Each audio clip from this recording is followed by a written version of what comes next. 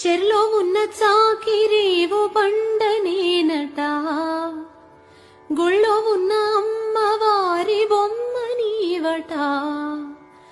మురికిని కడిగిన మనసుని కడిగిన రెండు రాళ్ళు చేసేదొకటి పేర్లే వేరట.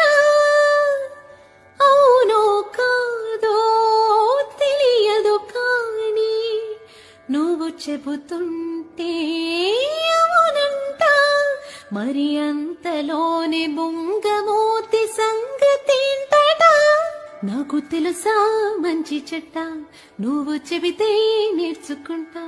నేను నమ్మినా